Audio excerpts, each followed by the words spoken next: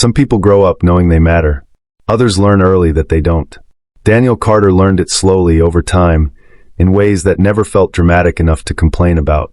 He was 39 years old when his life quietly began to unravel, though if you asked anyone in Cedar Falls, Iowa, they would tell you nothing about him had ever really changed. Cedar Falls was the kind of Midwestern town where people smiled at each other in grocery store aisles and waved without thinking about it. Population just under 40,000. A college on one side of town, cornfields on the other. Clean sidewalks. Predictable routines. Daniel fit perfectly into the background. He woke up every morning at 5:47. Not because he needed to, because his body had learned not to sleep past it. The alarm sound was an old digital tone, flat and mechanical. He didn't snooze it. He never did. He reached over, shut it off, and lay there for a few seconds staring at the ceiling, counting the tiny cracks in the plaster above his bed. He lived alone in a single-story rental house on Redwood Lane, a quiet street just far enough from downtown that it felt forgotten. The house belonged to an elderly couple who lived in Arizona most of the year.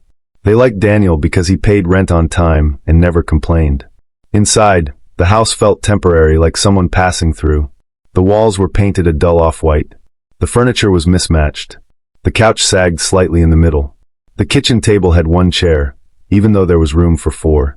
Daniel brushed his teeth, showered, and dressed in the same order every day.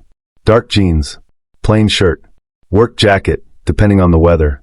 He made coffee in a chipped white mug that once had a logo on it, now faded beyond recognition. 2 slices of toast went into the toaster.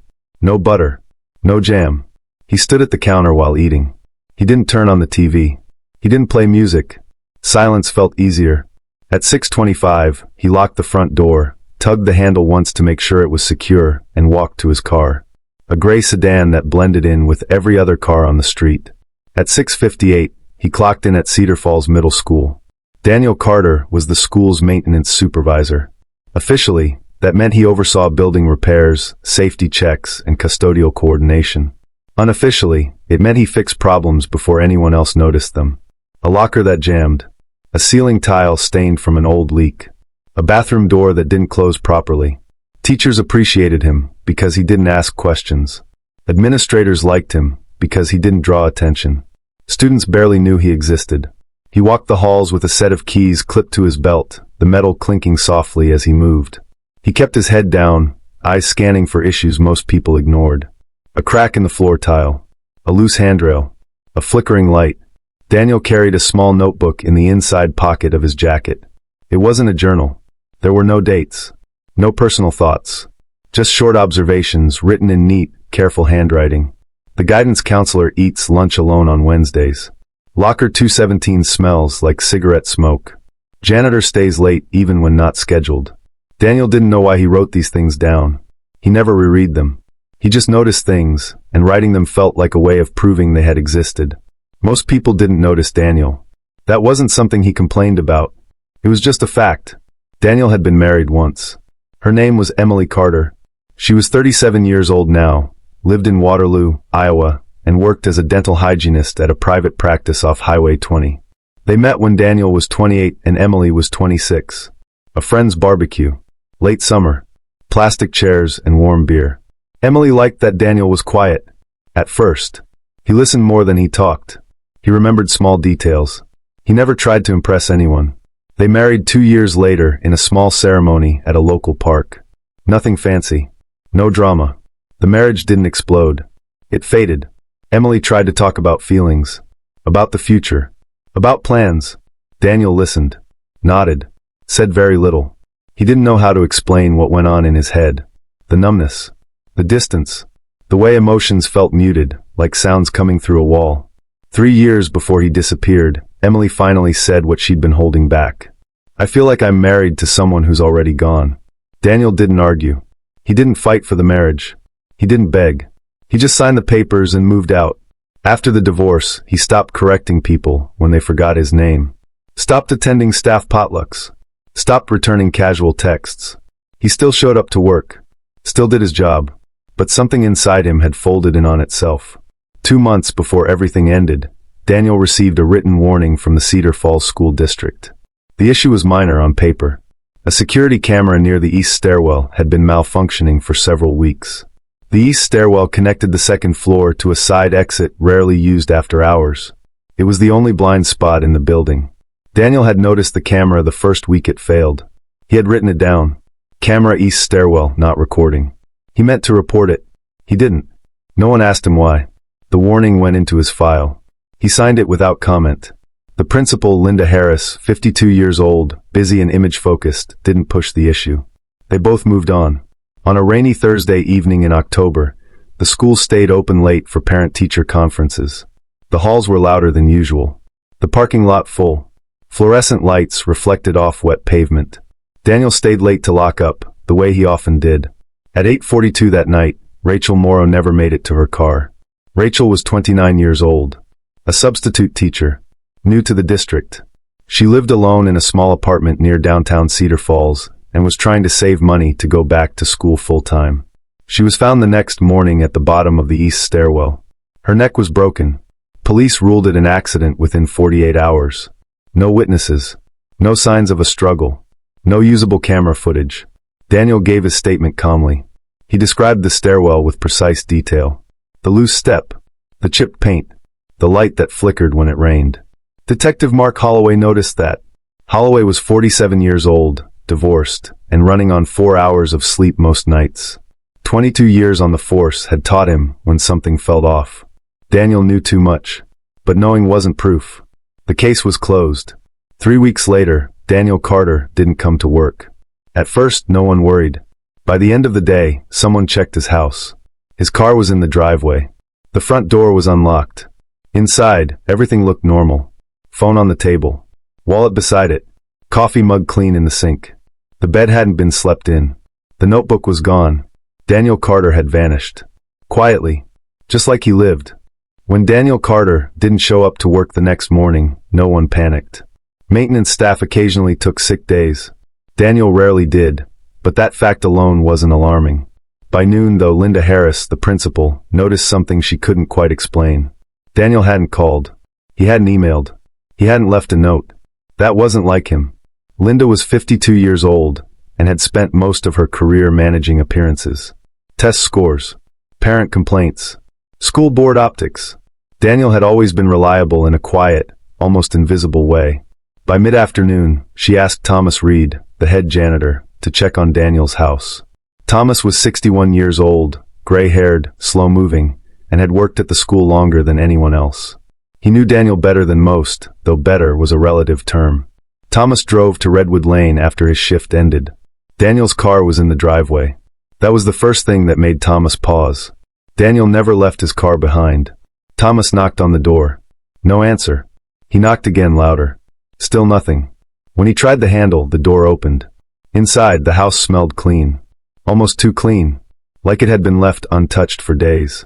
The lights were off. The air was still. Thomas didn't move far. Just enough to see the kitchen table. Daniel's phone lay face up near the edge.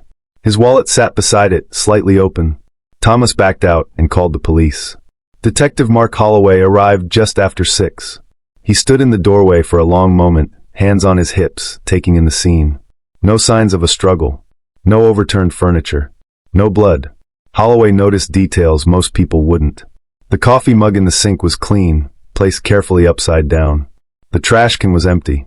The bed sheets were smooth, untouched. "Looks staged," one officer muttered. Holloway didn't agree. Staged implied intent. This felt more like absence. They searched the house thoroughly. No suitcase missing. No extra cash withdrawn. No computer activity suggesting travel. But the notebook was gone. Holloway made a note of that. Over the next few days, Daniel Carter became a topic of conversation in Cedar Falls. People who hadn't spoken to him in years suddenly remembered him. The quiet guy at the school. The maintenance supervisor. The one who kept to himself. Search teams combed nearby wooded areas. Flyers went up around town. Local news ran a short segment. Authorities are asking anyone with information to come forward. No one did. Emily Carter heard about Daniel's disappearance from a co-worker. She hadn't spoken to him in nearly a year. Still, the news unsettled her. She drove to Cedar Falls that evening and stood in front of the house on Redwood Lane, staring at the dark windows. She didn't go inside. She didn't know what she would say if she did. As weeks passed, interest faded. No ransom note. No credit card activity. No sightings. Daniel Carter became another missing person file. Except Detective Holloway couldn't shake one thing. The stairwell. Rachel Morrow's death had bothered him from the start. Accidents happened. He knew that. But the timing, the details Daniel had provided, the broken camera that had never been fixed. Holloway pulled the case file again. Rachel Morrow, age 29. Substitute teacher. No enemies. No known risks. He reread Daniel's statement. Daniel hadn't mentioned seeing Rachel that night, but he had described the stairwell as if he'd been standing in it. Holloway requested the school's maintenance logs. Most were routine, except one entry, dated 11 months earlier. East stairwell railing repaired. Signed, Daniel Carter. Holloway frowned. If the railing had been repaired, why was it loose? Unless it wasn't. Unless something else had changed. Holloway visited Thomas Reed at his home. Thomas lived in a small house near the edge of town, filled with old furniture and the smell of coffee. Did Daniel ever talk to you about the stairwell? Holloway asked. Thomas shook his head.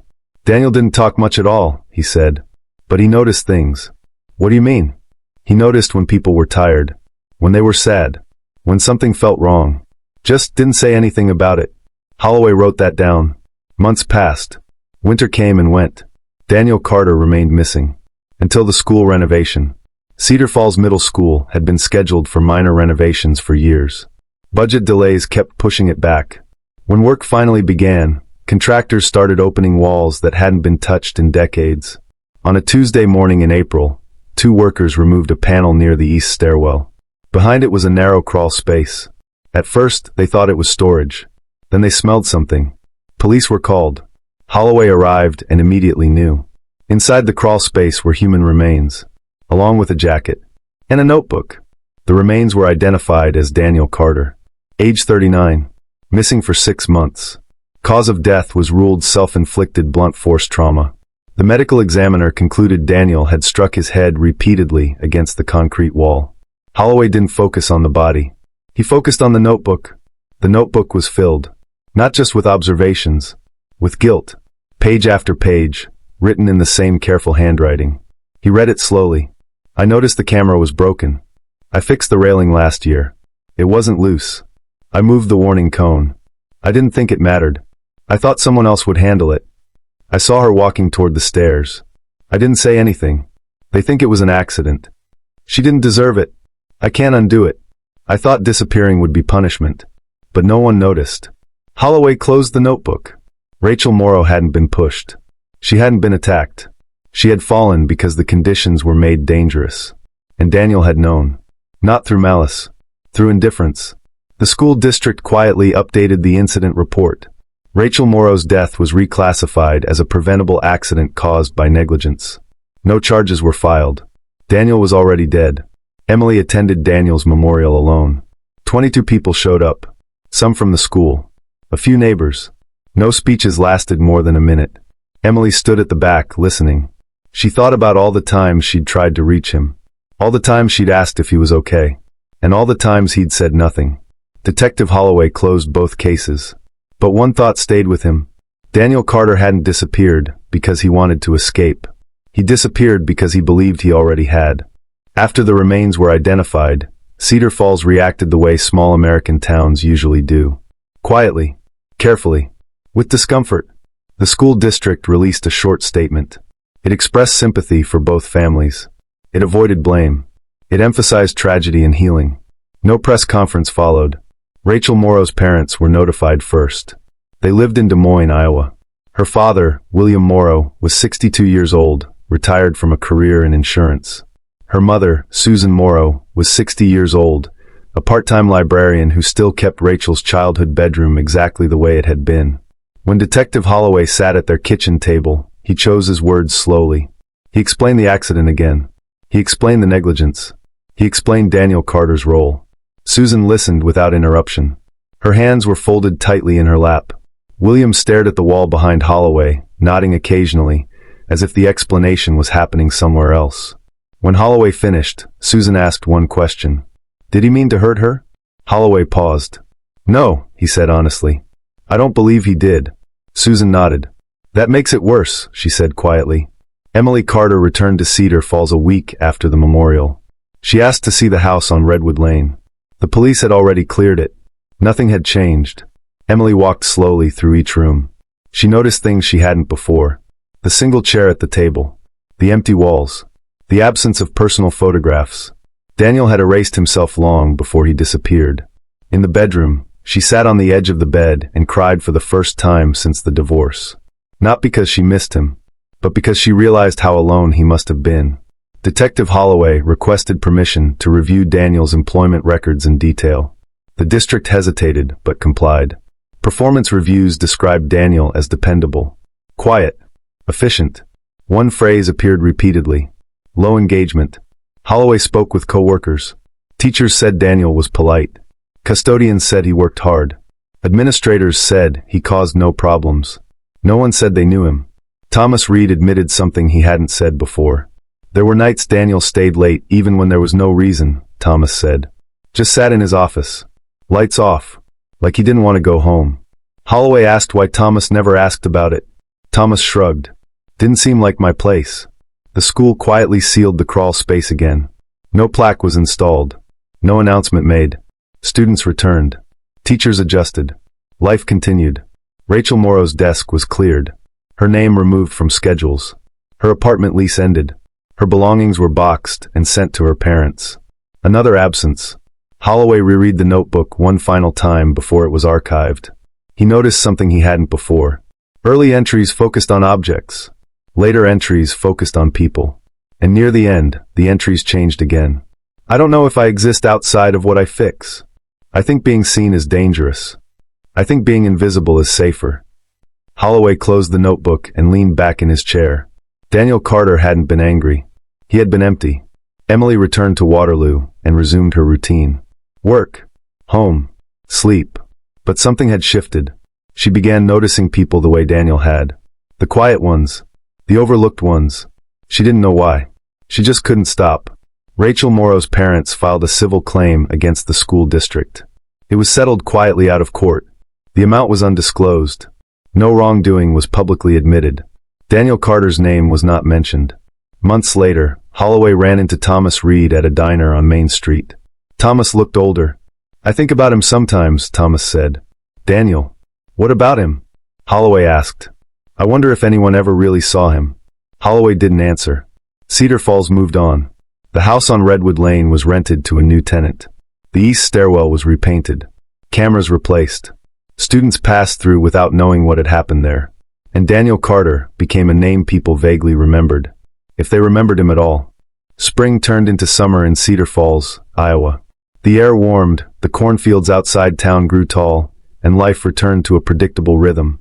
Children walked to school. Teachers graded papers. The small town pretended that 6 months hadn't passed, that nothing extraordinary had happened. Detective Mark Holloway often drove past Redwood Lane on his way home from work. The house where Daniel Carter had lived now belonged to a young couple with a baby. Holloway imagined them moving in, arranging furniture, painting walls, unaware of the history behind them. He didn't tell anyone what he thought, that perhaps some ghosts lingered in the silence of those walls. Emily Carter continued her life in Waterloo, but she noticed things differently now. On her way to work, she paid attention to the quiet people on the street, the man sitting alone on a park bench, the woman reading a book in the coffee shop, the teenager with earbuds in, staring at the sidewalk. She realized how many people went unseen, unacknowledged, unnoticed in their daily routines. Sometimes she thought of Daniel and the way he had always existed in the background, observing, writing, quietly recording the details of life that others ignored. Rachel Morrow's parents tried to live normally, but grief has a way of embedding itself in routine. Susan Morrow would set her daughter's breakfast plate at the same time every morning, even when no one was eating. William Morrow walked past the playground in Des Moines and noticed the swings moving in the wind, imagining Rachel's laughter in that empty space. They were haunted not by vengeance or anger, but by the impossibility of rewriting what had already happened. Holloway went back to the school one evening in early June. The building was quiet, empty. He walked through the corridors slowly, running his hand along the walls that had been painted over. He passed the east stairwell, now reinforced and properly illuminated. Nothing felt out of place, yet he could almost hear the echo of what had occurred. He remembered the notebook, every line he had read. How Daniel had written not out of anger or jealousy, but because he noticed but chose silence. How one man's indifference could cascade into tragedy. How invisibility could be as deadly as aggression. Holloway thought of the phrase he had muttered to himself countless times. The scariest people aren't violent, they're invisible. In Cedar Falls, the teachers slowly replaced the memory of Rachel Morrow with the everyday routine. Students went through the hallways, taking classes, forgetting the substitute teacher who had once been part of their world. Her desk was cleared. Her coat was gone. But those who remembered her sometimes felt a pang of unease, a small whisper that not everything was as ordinary as it seemed. Thomas Reed, the janitor, worked late one night after everyone else had left. He sat on a bench near the gym, staring at the empty bleachers. He thought about Daniel, about the quiet man who had noticed every detail but shared nothing. Thomas wondered if anyone would ever remember the subtle ways in which one human life could intersect with another's in unnoticed ways. He thought about all the moments Daniel had stayed late, sat in his office, cleaned what others neglected. How those small acts, combined with silent inaction, had culminated in something irreversible. Thomas shivered and left the building, locking the doors behind him, leaving the past behind in shadows. Emily sat in her living room one evening, the quiet hum of her refrigerator filling the space. She thought about forgiveness. Not forgiving Daniel for what had happened, but forgiving herself for not knowing him, for not seeing him in the way he had existed, observing, quiet, nearly imperceptible. She realized that sometimes understanding doesn't come until the absence of a person makes the world feel emptier than it should. She reflected on the irony. A man who had wanted to disappear became the center of so much reflection. His silence had demanded attention, though no one had initially understood it. His actions, or lack thereof, had rippled outward, touching lives in ways small and profound. She closed her eyes and allowed herself to imagine Daniel not as a criminal or as a tragedy, but as a human being navigating life in his own way. Invisible, quiet, ultimately fatal in his apathy. She whispered to herself, "I see you now." Detective Holloway, sitting in his office late one night, finally allowed himself a moment of clarity. He thought about the lesson Daniel Carter left behind, not written for anyone else, not for recognition, not for fame, but as a private reckoning with the world. That lesson was unnerving.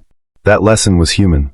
That lesson was invisible consequences, quiet choices, and the way ordinary lives can intersect with extraordinary outcomes without anyone realizing it. He leaned back, closed his eyes, and listened to the faint hum of the city outside. The notebook, the investigation, the memorials, the empty desks, they all faded into memory. But the understanding stayed. Some people leave an impact without ever stepping into the spotlight.